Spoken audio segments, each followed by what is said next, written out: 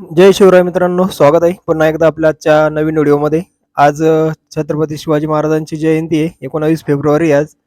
आणि आता ही तुम्ही जी रांगोळी पाहत आहे, एका छोट्या मुलीनं ही हाताने काढलेली आहे. पूर्ण हाताने ही रांगोळीच्या माध्यमातून ही शिवाजी महाराजांची प्रतिमा इथं काढलेली आहे तिनं.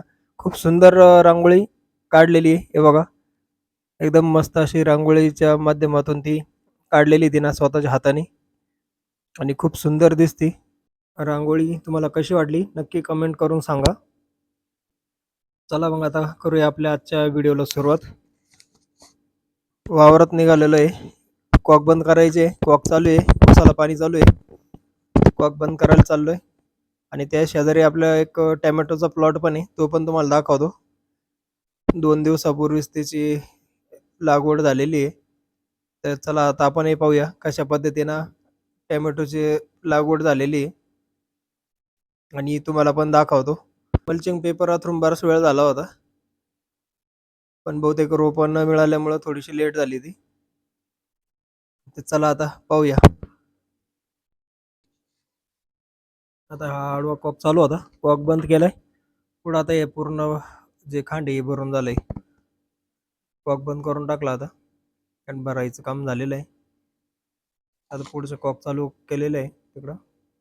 तर हा आपला आहे टॅमॅटोचा प्लॉट. हे बघा, 4.5 फूट बेड घेतलेला आहे आणि त्याच्यानंतर 1 फुटाच्या आसपास त्याचं 1 फूट 6 फूट अंतर आहे दोन्ही टॅमॅटोंच्या मधलं.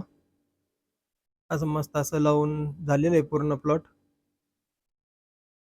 मल्चिंग पेपर पण चांगल्या क्वालिटीचा घेतलेला आहे, त्याच्यामुळं जे गवत बिवत आहे ते मध्ये येत नाही. पूर्ण प्लॉट असा एकदम स्वच्छ आहे. मध्ये ड्रिप केलेलं आहे. हे बघा, हे रोप इथं ठेवलेले आहेत. आता हे रोप कशाला ठेवलेले आहेत, हे नंतर ज्यावेळेस याच्यातले काही रोप आता जर जळाले तर मग हे रोप त्या ठिकाणी आपल्याला लावता येतील त्यासाठी ठेवलेले.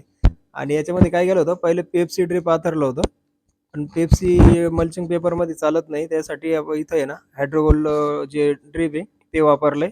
आता हे पेप्सी 20 mm होतं, हे काढून टाकलं आणि हायड्रोगोल टाकलंय. म्हणजे कडकवालं राहतं, तो पाईप काय होतं मुडपत नाही आणि दाबत पण नाही. तोच पाईप मल्चिंग पेपरमध्ये लागतो. पेप्सी शक्यतो चालतच नाहीये. हे टाकलं होतं ते, परत काढून घेतलं. आणि आता पाहूया पुढं टॅमॅटोचा प्लॉट आपला कसा होणार आहे आणि आता पुढं आपण काय काय लिक्विड देणार आहे, कोणते कोणते औषधं याच्यासाठी वापरणार आहे आणि कसा प्लॉट राहील, हे सगळं तुम्हाला आता पुढं व्हिडिओमध्ये पाहायला भेटेलच. आणि पूर्ण माहिती तुम्हाला मी या प्लॉटची देईल शेवटपर्यंत. किती खर्च झालेला आहे आणि किती फायदा झाला हे पण तुम्हाला व्हिडिओमध्ये पुढं पाहायला भेटेल. चला तर मग भेटूया अशाच एका नवीन व्हिडिओमध्ये.